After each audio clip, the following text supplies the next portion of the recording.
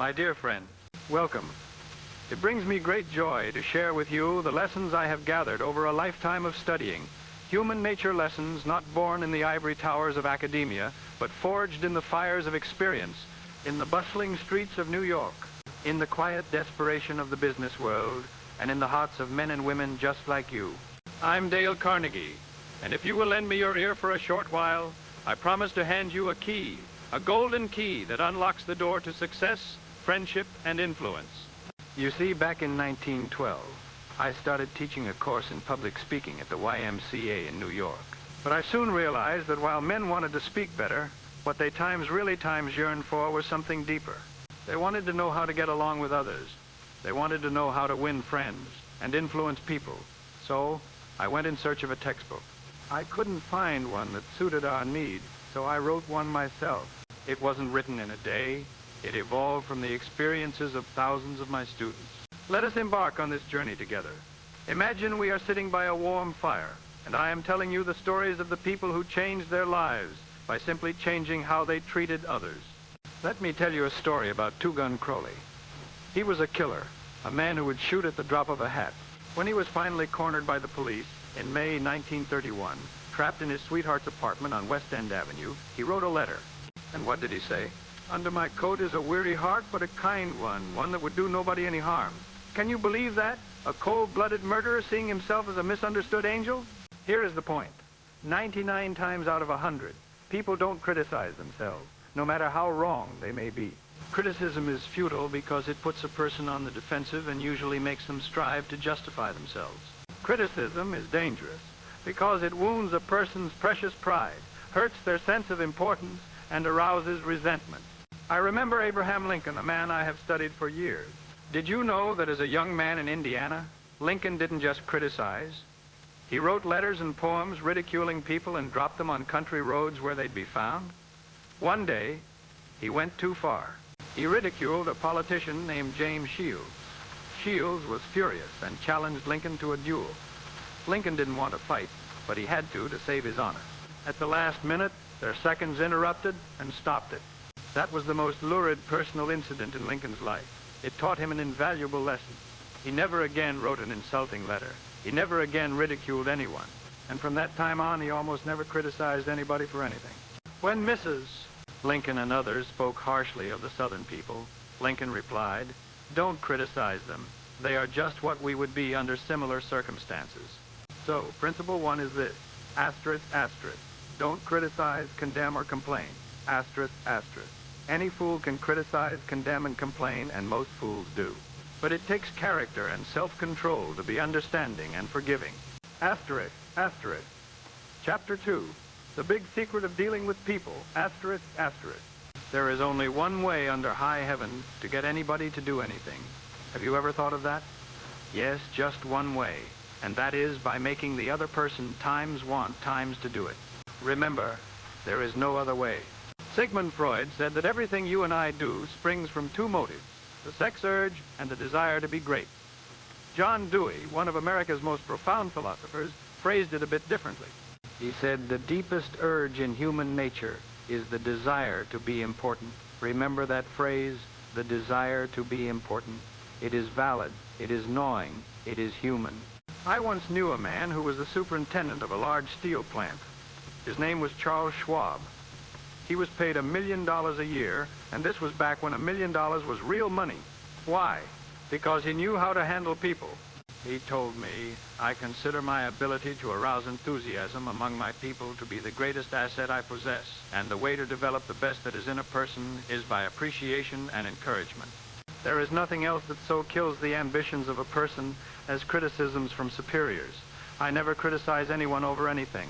I believe in giving a person incentive to work.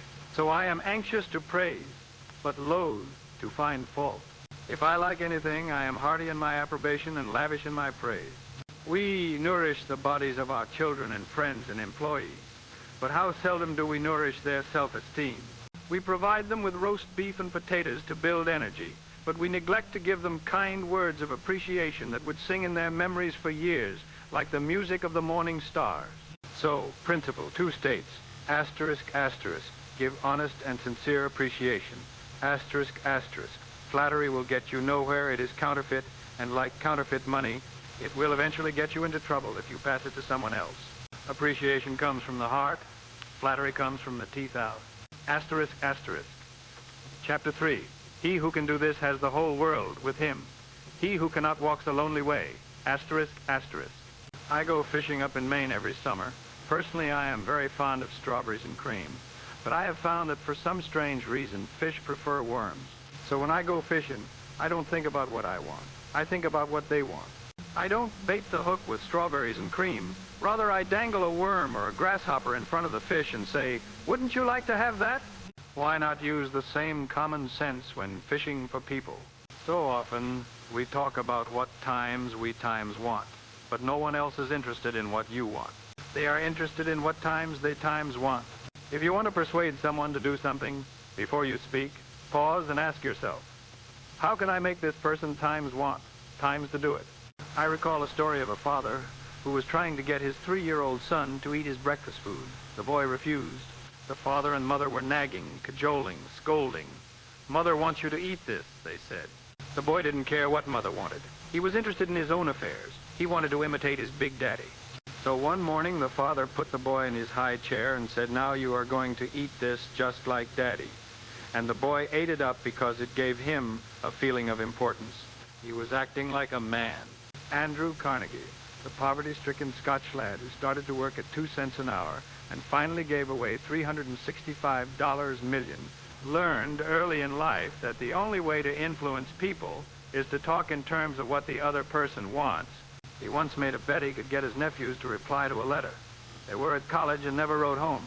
He wrote them a chatty letter, mentioning essentially nothing, but in the postscript he casually mentioned that he was sending a $5 bill to each of them. He neglected, however, to enclose the money. Back came replies by return mail, thanking dear Uncle Andrew for his kind letter and asking where the money was.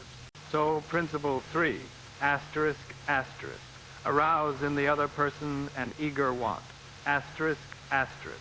You can make more friends in 2 months by becoming interested in other people than you can in 2 years by trying to get other people interested in you.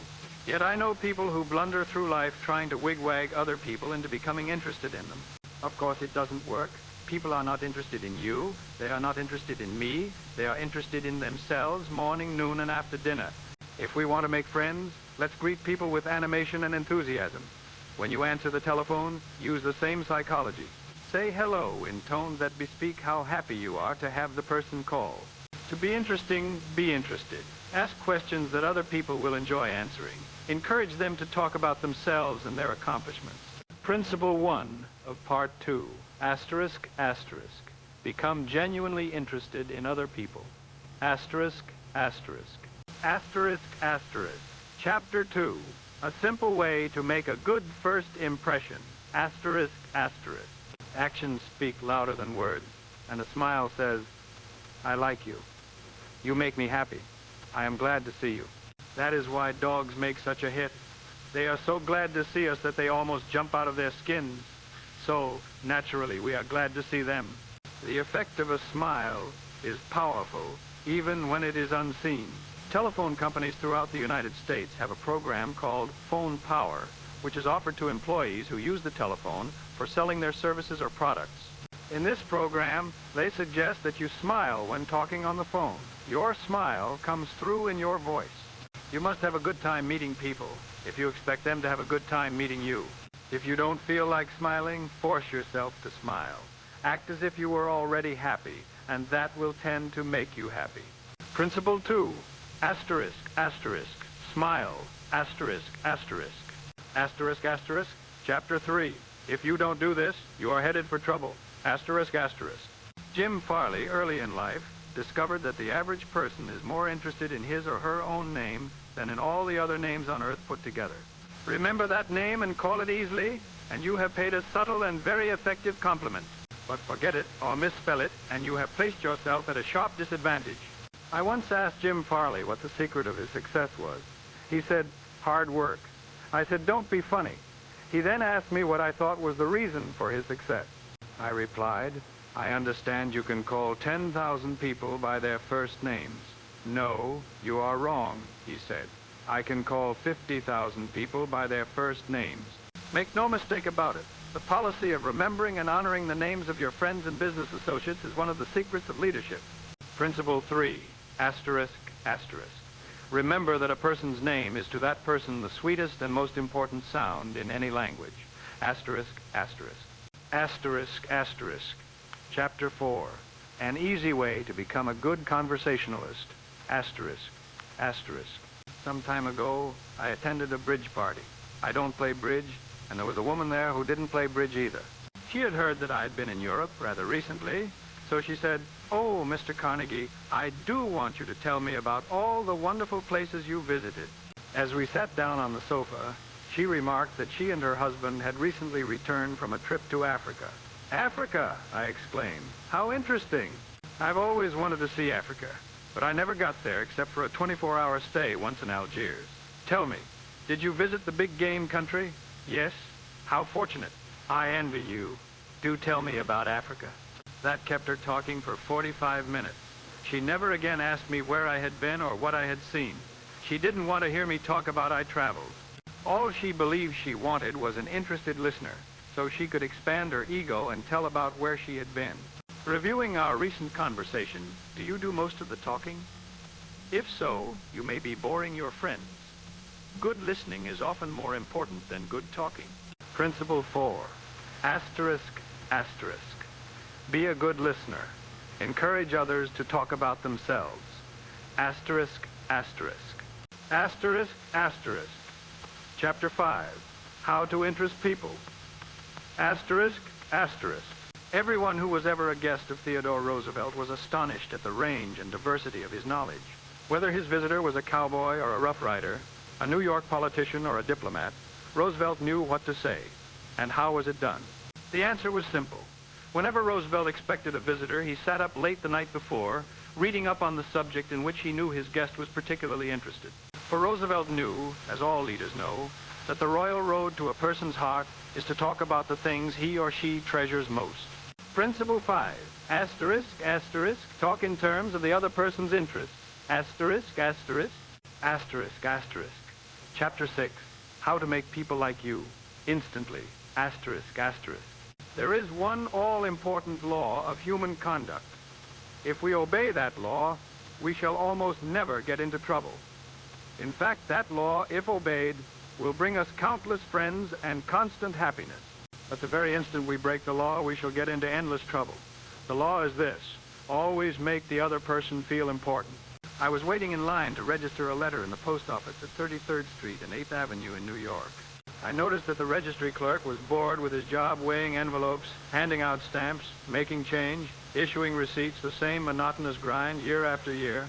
So I said to myself, I am going to try to make that clerk like me. I must say something nice, not about myself, but about him. So I asked myself, what is there about him that I can honestly admire? When he weighed my envelope, I remarked with enthusiasm, "I certainly wish I had your head of hair." He looked up, half startled, his face beaming with smiles. "Well, it isn't as good as it used to be," he said modestly. I assured him that although it might have lost some of its pristine glory, it was still magnificent. He was immensely pleased. We carried on a pleasant little conversation, and the last thing he said to me was, "Many people emulate the way I keep my hair." I'll bet that fellow went out to lunch that day walking on air. I'll bet he went home that night and told his wife about it. Principle 6, asterisk, asterisk. Make the other person feel important and do it sincerely. Asterisk, asterisk. Shortly after the close of World War I learned an invaluable lesson one night in London. I was managing Sir Ross Smith, an Australian ace who had been knighted for his epic flight from London to Australia via the Middle East. One night, I attended a banquet in Sir Ross's honor. During the dinner, the man sitting next to me told a humorous story which hinged on the quotation, "There's a divinity that shapes our ends. Rough hew them how we will." The raconteur mentioned that the quotation was from the Bible. He was wrong. I knew that. I knew it positively. There wasn't the slightest doubt about it. And so, to get a feeling of importance and display my superiority, I appointed myself as an unsolicited and unwelcome committee of one to correct him. He stuck to his guns. What, from Shakespeare? Impossible. Absurd. That quotation was from the Bible, and he knew it. The storyteller was sitting on my right, and Frank Gammon, an old friend of mine who had devoted years to the study of Shakespeare, was sitting on my left. So the storyteller and I agreed to submit the question to Mr. Gammon. Mr. Gammon listened, kicked me under the table, and said, "Dale, you are wrong. The gentleman is right. It is from the Bible." On our way home that night, I said to Mr. Gammon, "Frank, you knew that quotation was from Shakespeare?" "Yes, of course," he replied. "Hamlet, Act V, Scene 2. But we were guests at a festive occasion, my dear Dale. Why prove to a man he is wrong? Is that going to make him like you? Why not let him save his face? He didn't ask for your opinion. He didn't want it. Why argue with him? Always avoid the acute angle." The man who said that taught me a lesson I'll never forget. I not only made the storyteller uncomfortable, but I put my friend in an embarrassing situation. How much better it would have been had I not become argumentative. 9 times out of 10, an argument ends with each of the contestants more firmly convinced than ever that he is absolutely right.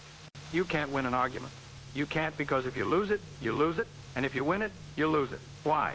Well, suppose you triumph over the other man and shoot his argument full of holes and prove that he is non compos mentis. Then what? You will feel fine. But what about him? You have made him feel inferior. You have hurt his pride. He will resent your triumph. And, asterisk, a man convinced against his will is of the same opinion still. Asterisk. Principle 1. Asterisk, asterisk. The only way to get the best of an argument is to avoid it. Asterisk, asterisk. Asterisk, asterisk. Chapter 2. A sure way of making enemies and how to avoid it. Asterisk, asterisk. When Theodore Roosevelt was in the White House, he confessed that if he could be right 75% of the time, he would reach the highest measure of his expectation. If that was the highest rating that one of the most distinguished men of the 20th century could hope to hit, what about you and me? If you can be sure of being right only 55% of the time, you can go down to Wall Street and make $1 million a day. If you can't be sure of being right even 55% of the time, why should you tell other people they are wrong? You can tell people they are wrong by a look or an intonation or a gesture, just as eloquently as you can in words. And if you tell them they are wrong, do you make them want to agree with you?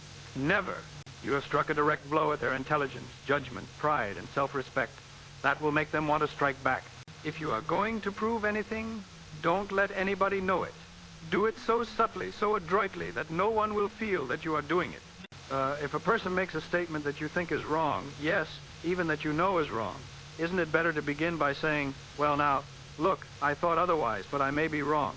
I frequently am, and if I am wrong, I want to be put right. Let's examine the facts." There's magic, positive magic, in such phrases. I may be wrong. I frequently am. Let's examine the facts. Principle 2. Asterisk, asterisk. Show respect for the other person's opinion. Never say you're wrong. Asterisk, asterisk. Asterisk, asterisk. Chapter 3. If you're wrong, admit it. Asterisk, asterisk. I live right in the center of New York, near a large open park. When I take my little Boston Bulldog, Rex, for a walk, I often let him run loose as there is rarely anyone around. One day, a mounted policeman caught me. "What do you mean by letting that dog run loose without a leash and muzzle?" he scolded. "Don't you know it's against the law?" "Yes, I know it is," I replied softly, "but I didn't think he would do any harm here." "You didn't think? You didn't think? The law doesn't give a tinker's damn about what you think. That dog might kill a kid." He gave me a stern lecture, and I promised to obey. A few days later, Rex was off the leash again, and sadly, I ran right into the same officer. I didn't wait for him to start speaking. I beat him to it. I said, "Officer, you caught me red-handed. I'm guilty. I have no alibis, no excuses. You warned me last week that if I did this again, you would fine me." "Well, now," the policeman responded in a soft voice, "I know it's a temptation to let a little dog like that have a run out here when nobody's around." "Sure, it's a temptation," I replied, "but it is against the law." "Well, a little dog like that isn't going to harm anybody," he remarked. "No, but he may kill a squirrel," I said. "Well, now, I think you are taking this a bit too seriously," he told me. "Just let him run over the hill there where I can't see him, and we'll forget all about it." That policeman, being human, wanted a feeling of importance. So when I began to condemn myself, the only way he could nourish his self-esteem was to take the magnanimous attitude of showing mercy. Principle 3. Asterisk, asterisk. If you are wrong, admit it quickly and emphatically. Asterisk, asterisk. Asterisk, asterisk. Chapter 4. A drop of honey. Asterisk, asterisk. If your temper is aroused and you tell him a thing or two, you will have a fine time unloading your feelings. But what about the other person? Will he share your pleasure? Will your belligerent tone, Your hostile attitude make it easy for him to agree with you? If you come at me with your fist doubled, said Woodrow Wilson, I think I can promise you that mine will double as fast as yours. But if you come to me and say, let us sit down and take counsel together, and, if we differ from each other, understand why it is that we differ, and just what the points at issue are, we will presently find that we are not so far apart after all, that the points on which we differ are few, and the points on which we agree are many, and that if we only have the patience and the candor and the desire to get together, we will get together. There is an old fable about the sun and the wind. They quarreled about which was the stronger, and the wind said, I'll prove I am. See that old man down there with a coat? I bet I can make him take his coat off quicker than you can. So the sun went behind a cloud, and the wind blew until it was almost a tornado. But the harder it blew, the tighter the old man wrapped his coat about him. Finally, the wind gave up in despair, and the sun came out from behind the clouds and smiled kindly on the old man. Presently, he mopped his brow and pulled off his coat. The sun then told the wind that gentleness and friendliness were always stronger than fury and force.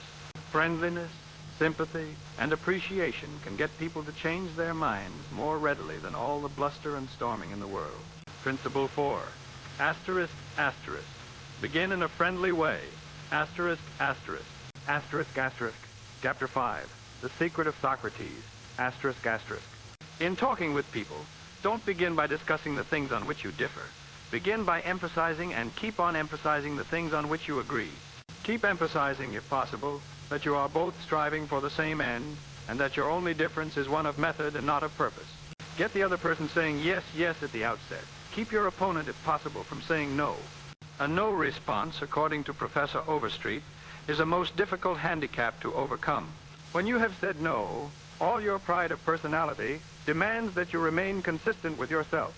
The skillful speaker gets, at the very outset, a number of yes responses.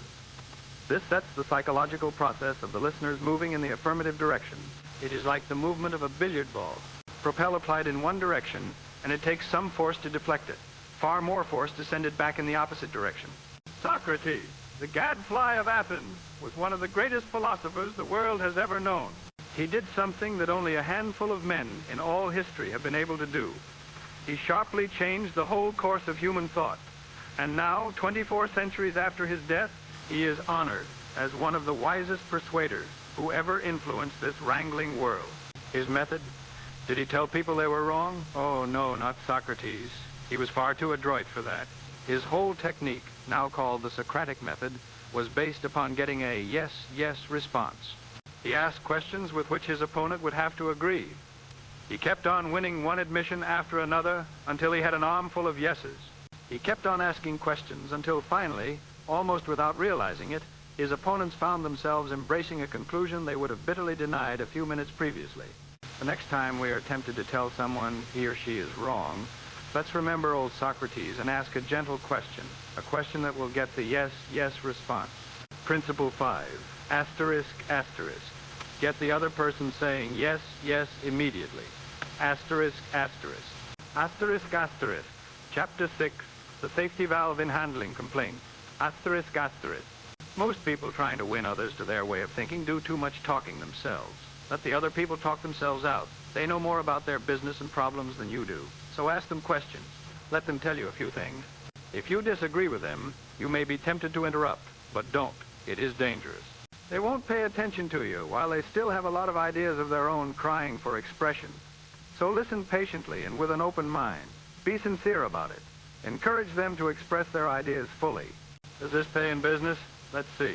I once had a student dealing with a very difficult customer who had stormed into his office with a long list of complaints. The customer ranted and raved. The student said not a word, but just listened. When the customer finally slowed down, the student said quietly, "Is that all?" The customer, having vented his spleen, was now much more reasonable. The student was then able to address the issues calmly, and because he had allowed the customer to do the talking, the customer felt important and heard. La Rochefoucauld, the French philosopher, said, "If you want enemies, excel your friends, but if you want friends, let your friends excel you." Why is that true? Because when our friends excel us, they feel important, but when we excel them, they, or at least some of them, will feel inferior and envious.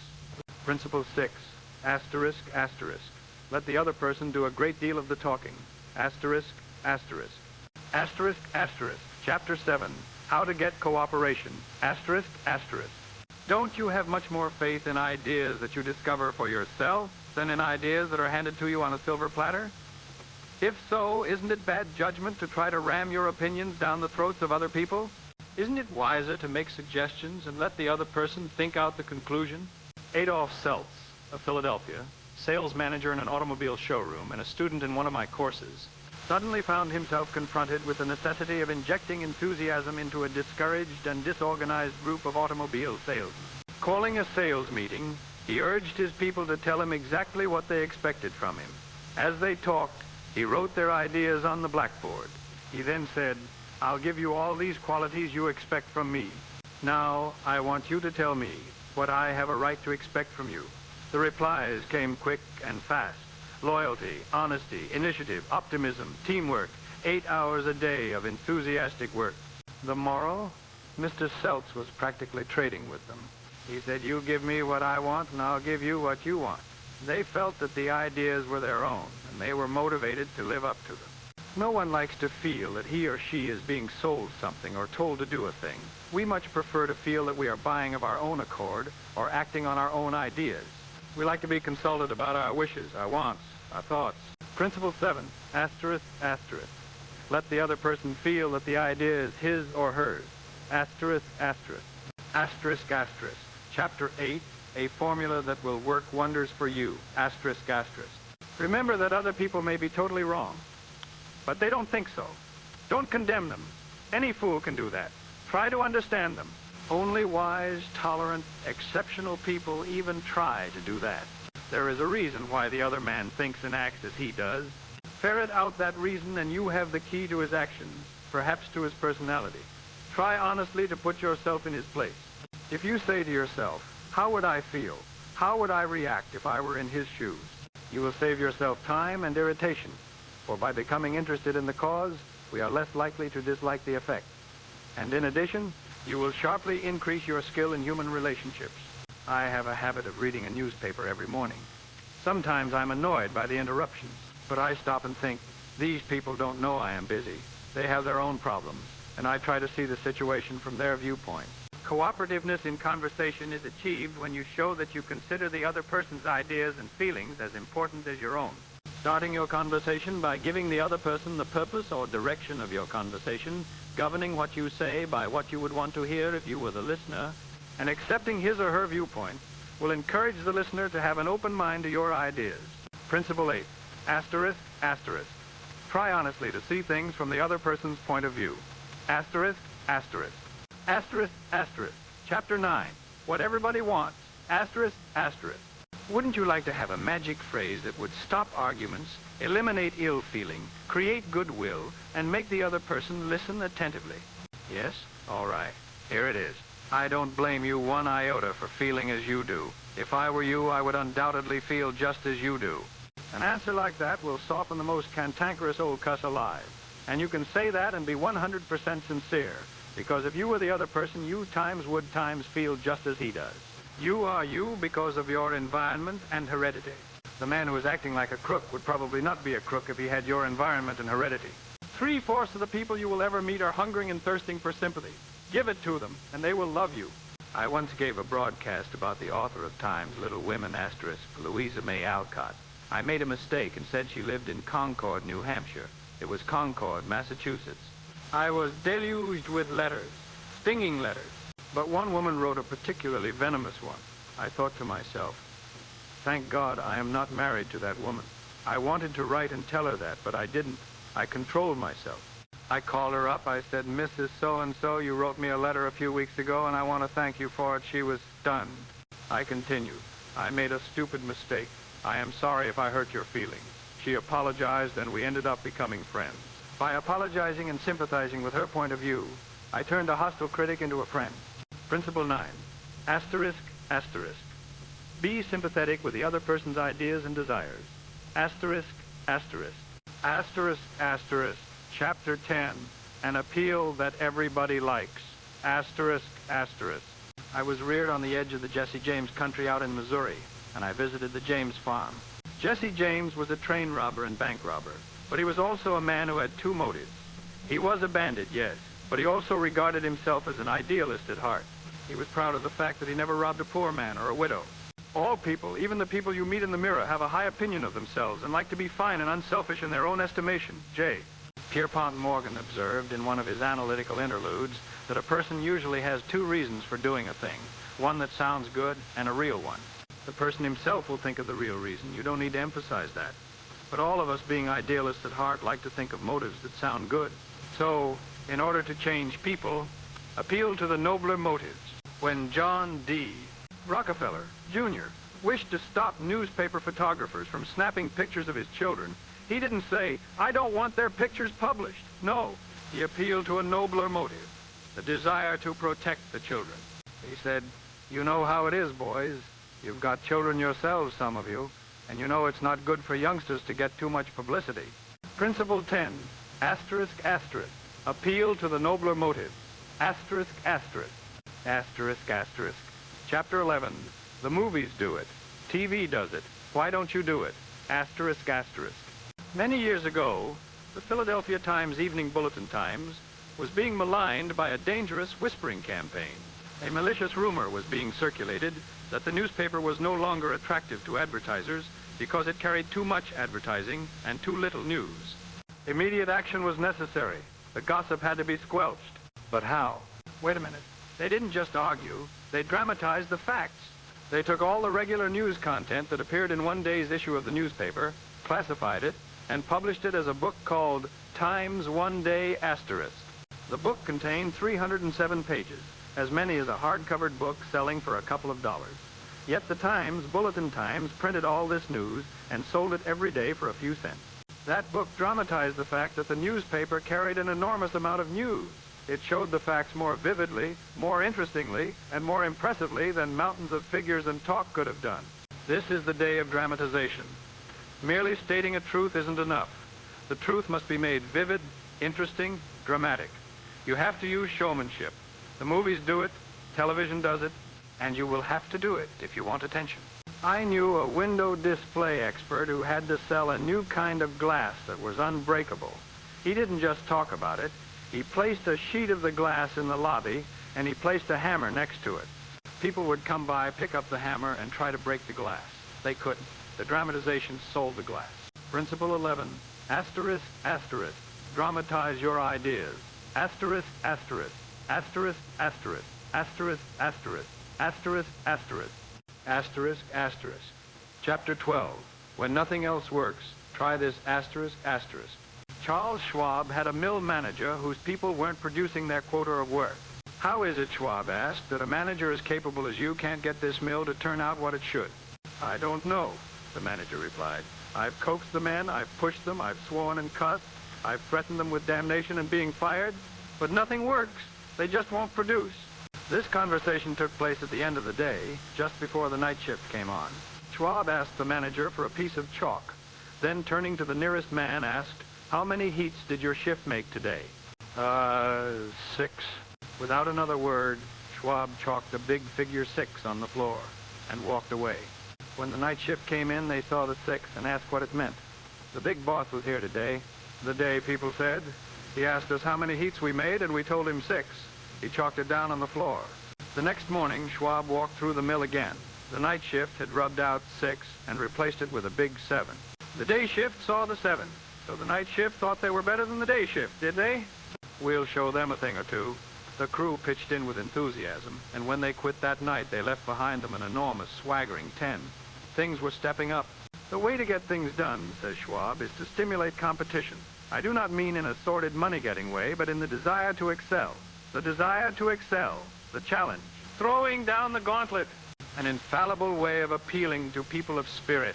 Principle 12, asterisk, asterisk. Throw down a challenge, asterisk, asterisk. A friend of mine was a guest at the White House for a weekend during the administration of Calvin Coolidge. Drifting into the president's private office, he heard Silent Cal say to one of his secretaries, "That's a pretty dress you are wearing this morning, and you are a very attractive young woman." That was probably the most effusive praise Silent Cal had ever bestowed upon a secretary in his life. It was so unexpected, so unusual, that the secretary blushed in confusion. Then Coolidge said, "Now don't get stuck up. I just said that to make you feel good. From now on, I wish you would be a little more careful with your punctuation." His method was probably a bit too obvious, but the psychology was superb. It is always easier to listen to unpleasant things after we have heard some praise of our good points. A barber lathers a man before he shaves him, and that is precisely what McKinley did back in 1896 when he was running for president. One of the prominent Republicans of that day had written a campaign speech that he felt was a masterpiece. He read it to McKinley. The speech had its good points, but it wouldn't do. It would have raised a tornado of criticism. McKinley didn't want to hurt the man's feelings. He must not kill the man's splendid enthusiasm, and yet he had to say no. Note how adroitly he did it. "My friend, that is a splendid speech. A magnificent speech," McKinley said. "No one could have prepared a better one. On many occasions it would be exactly the right thing to say. But is it quite suitable to this particular occasion? Sound and sober as it is from your standpoint, I must consider its effect from the party's standpoint. Now you go home and write a speech along the lines I indicate and send me a copy of it." He did just that. McKinley blue-penciled and helped him rewrite his second speech, and he became one of the effective speakers of the campaign. Principle 1, asterisk, asterisk. Begin with praise and honest appreciation. Asterisk, asterisk. Asterisk, asterisk. Chapter 2, How to Criticize and Not Be Hated for It. Asterisk, asterisk. Charles Schwab was passing through one of his steel mills one day at noon when he came across some of his employees smoking. Immediately above their heads was a sign that said, "No smoking." Did Schwab point to the sign and say, "Can't you read?" Oh, no, not Schwab. He walked over to the men, handed each one a cigar, and said, "I'll appreciate it, boys, if you will smoke these on the outside." They knew that he knew that they had broken a rule, and they admired him because he said nothing about it and gave them a little present and made them feel important. Couldn't keep from loving a man like that, could you? Many people begin their criticism with sincere praise, followed by the word "but" and ending with a critical statement. For example, in trying to change a child's careless attitude toward studies, we might say, "We're really proud of you, Johnny, for raising your grades this term. But if you had worked harder on your algebra, the results would have been better." In this case, Johnny might feel encouraged until he heard the word "but." He might then question the sincerity of the original praise. To him, the praise seemed only to be a contrived lead-in to a critical inference of failure. This could be easily overcome by changing the word "but" to "and." "We're really proud of you, Johnny, for raising your grades this term, and by continuing the same conscientious efforts next term, your algebra grade can be up with all the others." Principle 2, asterisk, asterisk. Call attention to people's mistakes indirectly. Asterisk, asterisk. Asterisk, asterisk. Chapter 3, Talk about your own mistakes. First, asterisk, asterisk. My niece, Josephine Carnegie, had come to New York to be my secretary. She was 19, had graduated from high school 3 years previously, and her business experience was a trifle more than zero. One day when I started to criticize her, I said to myself, "Wait a minute, Dale Carnegie, wait a minute. You are twice as old as Josephine. You have had 10,000 times as much business experience. How can you possibly expect her to have your viewpoint, your judgment, your initiative, mediocre though they may be? And just a minute, Dale, what were you doing at 19? Remember the asinine mistakes and blunders you made? Remember." After thinking it over, and honestly admitting that Josephine's batting average at 19 was better than mine had been, and that, I'm sorry to confess, wasn't paying Josephine much of a compliment, I began to criticize sparingly and almost always prefaced it by saying, "You have made a mistake, Josephine, but the Lord knows. It's no worse than many I have made. You were not born with judgment. That comes only with experience, and you are better than I was at your age. I have been guilty of so many stupid, silly things myself. I have very little inclination to criticize you or anyone. But don't you think it would have been wiser if you had done so and so? It isn't nearly so difficult to listen to a recital of your faults if the person criticizing begins by humbly admitting that he, too, is far from impeccable." Principle 3, asterisk, asterisk. Talk about your own mistakes before criticizing the other person. Asterisk, asterisk. Asterisk, asterisk. Chapter 4, No One Likes to Take Orders. Asterisk, asterisk. I once had the pleasure of dining with Miss Ida Tarbo, the Dean of American Biographers. She told me that when she was writing her life of O&D, Young, she interviewed a man who had sat in the same office with Mr. Young for 3 years. This man declared that during all that time he had never heard O&D Young give a direct order to anyone. He always gave suggestions, not orders. O&D. Young never said, for example, do this or do that, or don't do this or don't do that. He would say, you might consider this, or do you think that would work? Frequently he would say, after he had dictated a letter, what do you think of this? In looking over a letter of one of his assistants, he would say, maybe if we were to phrase it this way, it would be better. He always gave people the opportunity to do things themselves. He never told his assistants to do things. He let them do them. Let them learn from their mistakes. A technique like that makes it easy for a person to correct errors. A technique like that saves a person's pride and gives him or her a feeling of importance. It encourages cooperation instead of rebellion. Principle 4, asterisk, asterisk, ask questions instead of giving direct orders. Asterisk, asterisk, asterisk, asterisk. Chapter 5, let the other person save face. Asterisk, asterisk. Years ago, the General Electric Company was faced with the delicate task of removing Charles Steinmetz from the head of a department. Steinmetz, a genius of the first magnitude when it came to electricity, was a washout as the head of the calculating department. Yet the company didn't dare offend the man. He was indispensable and highly sensitive, so they gave him a new title. They made him consulting engineer of the General Electric Company, a new title for work he was already doing, and let someone else head up the department. Steinmetz was happy. The officers of GE were happy. They had gently maneuvered their most temperamental star, and they had done it without a storm by letting him save face. Letting one save face! How important, how vitally important that is, and how few of us ever stop to think of it. We ride roughshod over the feelings of others, getting our own way, finding fault, issuing threats, criticizing a child or an employee in front of others, without even considering the hurt to the other person's pride.